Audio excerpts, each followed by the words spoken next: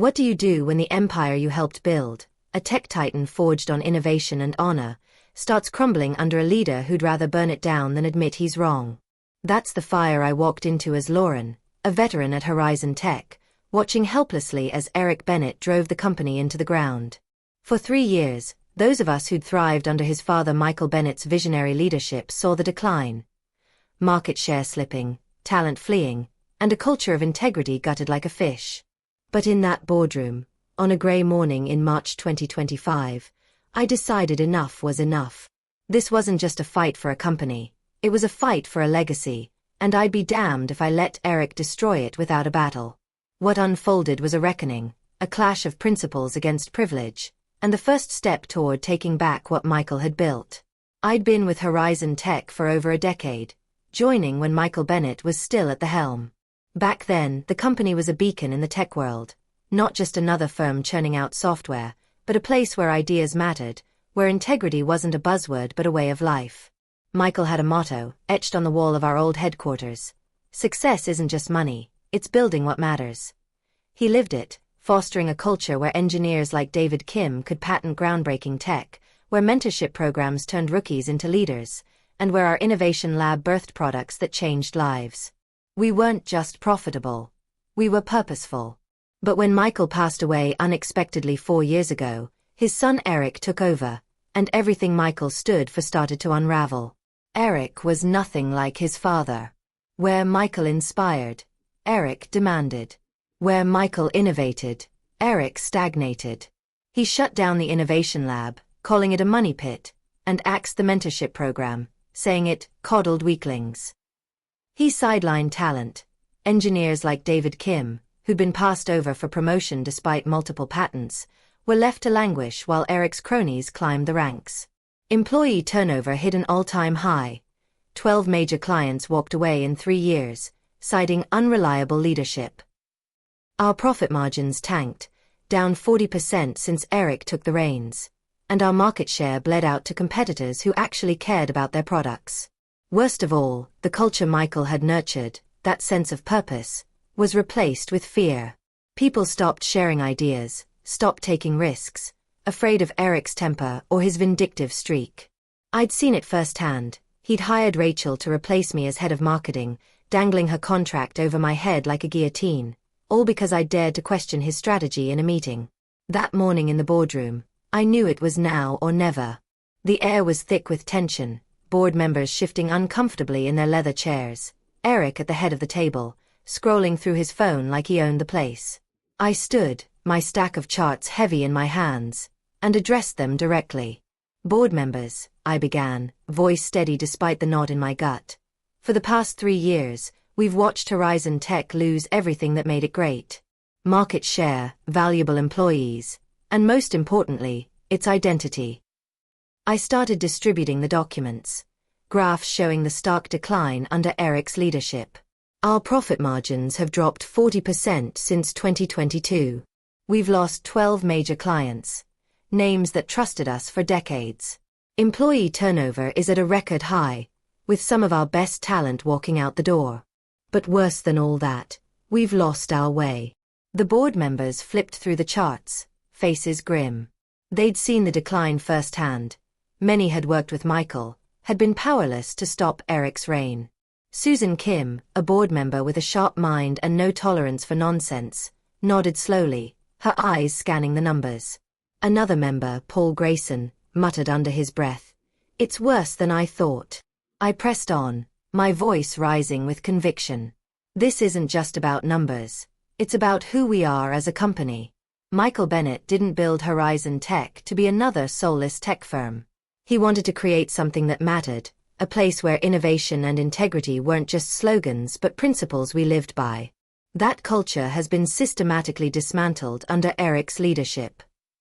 Eric slammed his phone down, his face reddening. "Spare us the sentimental drivel, Lauren," he spat. "Business is about profit, not your precious feelings for my father." His words stung, but I held my ground. Before I could respond, Susan Kim cut in, her voice like steel. "Actually, Eric, business is about sustainable growth and strong leadership, something we haven't seen much of lately."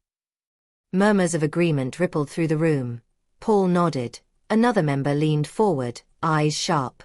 The tide was turning, and Eric felt it. He shifted in his seat, his confidence cracking. I seized the moment. Michael knew what made Horizon special. He built a legacy, not just a company. Eric, you've had 3 years to prove you could carry that legacy, and you failed. The room went silent, the weight of my words hanging heavy. Susan spoke up again, her tone firm. I moved to vote on new leadership. Paul seconded immediately. I second the motion. Eric's head snapped up, panic flashing in his eyes. You can't do this, he shouted, slamming his fist on the table. I'm a Bennett, this is my company. I met his gaze, unflinching. No, Eric. It was your father's company. And he knew leadership isn't inherited, it's earned. The vote was a blur, quick, decisive, and unanimous. Within 15 minutes, Eric Bennett was no longer CEO of Horizon Tech. Security arrived to escort him out, his face purple with rage as he hurled threats of lawsuits and revenge. You'll regret this, Lauren, he bellowed as the door closed behind him. The boardroom emptied, members filing out in stunned silence, until only Susan remained. She squeezed my shoulder, her voice soft but firm. That couldn't have been easy, but it was necessary. I nodded, the adrenaline fading, replaced by a heavy sense of responsibility. The hard part's just beginning, I said, staring at the empty chair where Eric had sat. The next few days were a whirlwind. First, I had to deal with Rachel, Eric's hire to replace me. Her contract wasn't finalized, and after a tense but civil conversation where I outlined my concerns about her ties to a competitor known for shady practices, she chose to pursue other opportunities. I exhaled, one problem down, but the real work loomed. Horizon Tech was a shell of its former self, and rebuilding it would take more than a boardroom coup. That night, I sat in what had been Eric's office, the gaudy decor still lingering like a bad memory, and stared at Michael's old photo on my desk. I hope I did the right thing, I whispered, the weight of what came next pressing down hard. The company was mine to lead now, for better or worse. Taking down a failing CEO like Eric Bennett was one thing. Rebuilding a broken company from the ashes was another beast entirely. I'd fought to save Horizon Tech, not for revenge, but to honor the legacy Michael Bennett had built, a legacy of innovation and integrity that had once made us more than just a tech firm. Now, as the new CEO, the weight of that mission settled on my shoulders like a lead cloak. The office was quiet that first morning after Eric's ouster, but I knew it wouldn't stay that way for long. There were fires to put out, trust to rebuild, and a culture to revive. Over the next year, I'd learn what it truly meant to lead, not just to manage, but to inspire, to heal, and to create something even greater than what had come before. This is the story of how Horizon Tech didn't just survive, it thrived. The first weeks were a whirlwind of triage. With Eric gone, I had to clean up the mess he'd left behind. My CO Priya became my right hand, her sharp mind and unflagging energy a lifeline in those early days. We started by addressing the immediate fallout. Eric's loyalists, executives he'd promoted more for loyalty than skill, needed to be dealt with.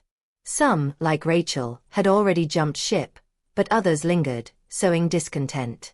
Priya and I held one-on-one meetings, offering them a choice: align with the new vision or leave with a severance package. Most chose the latter, grumbling as they cleared their desks, but it was a necessary purge. We couldn't rebuild with anchors dragging us down. Next came the task of reviving Horizon's talent pool. Eric had sidelined some of our best minds, and we needed them back in the game. Late one night, Priya pulled up a file that stopped me cold. "Look at this," she said, her laptop screen glowing in the dim office. David Kim, engineering, passed over for promotion 3 times despite multiple patents and stellar reviews. I leaned in, scanning his record: patents for energy-efficient tech, glowing feedback from peers, yet Eric had buried him in low-level projects. "He's exactly who we need," I said. "Set up a meeting, tomorrow." David was hesitant at first, his trust bruised by years of being overlooked, But when I offered him a leadership role in our newly reopened innovation lab, his eyes lit up.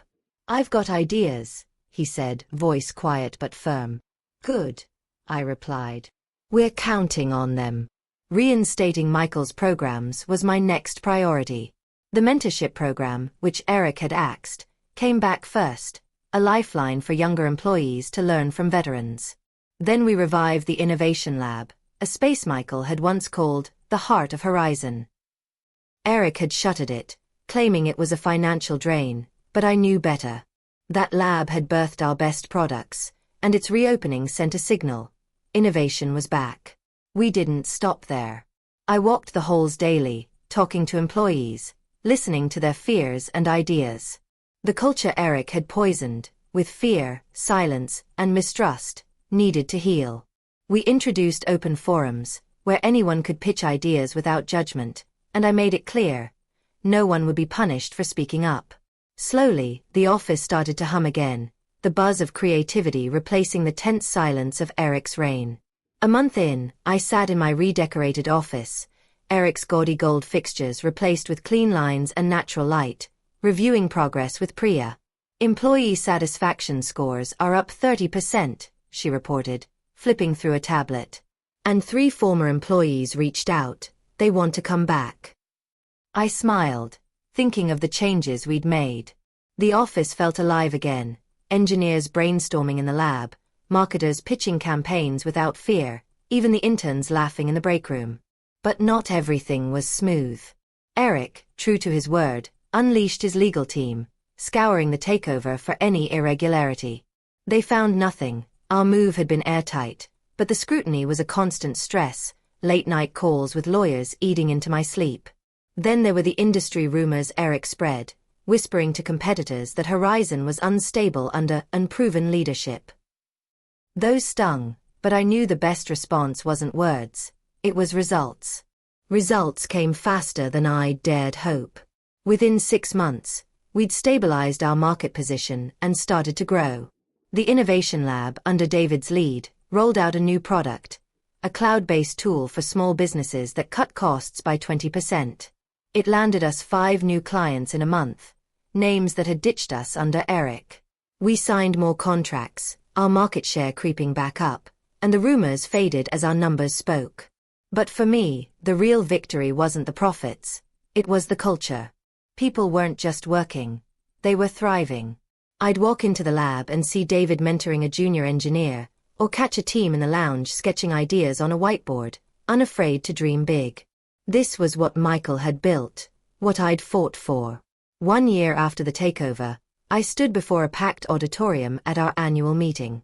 We'd hired over 100 new employees in the past year, their faces mixing with veterans who'd stayed through the storm.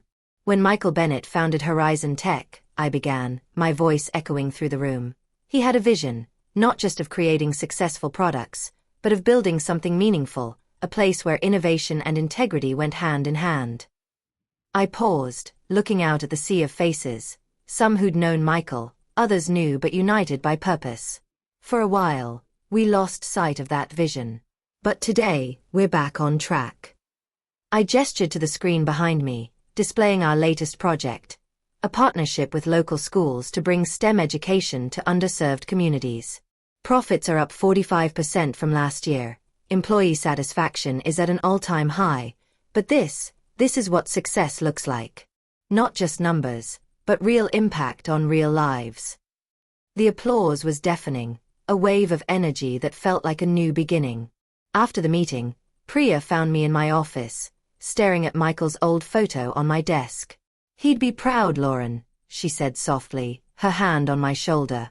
I touched the frame, doubts creeping in. "I hope so. Did I do the right thing, Priya? Taking over like this?" She smiled, firm. "You didn't just take over. You saved this company. Look at what you've built." She was right. We hadn't just restored Horizon, we'd made it better. Our tech was sharper, our culture stronger, our impact deeper. A new photo sat beside Michael's, our last company picnic, hundreds of smiling faces, all part of something bigger. That evening, an email pinged in my inbox, from Michael's widow, Eleanor. Dear Lauren, it read, I've watched what you've done with Horizon this past year. Michael always said you understood its soul. He was right. Thank you for keeping his dream alive and making it greater. With gratitude, Eleanor. Tears pricked my eyes as I read her words. This was why I'd fought, not for vengeance against Eric, not for glory, but because some things are worth saving. I thought of the STEM program, kids in underprivileged schools now coding their first apps with our software, their futures brighter because of Horizon. The next morning, I arrived early, the office still quiet. As I walked to my office, I passed Michael's motto on the wall.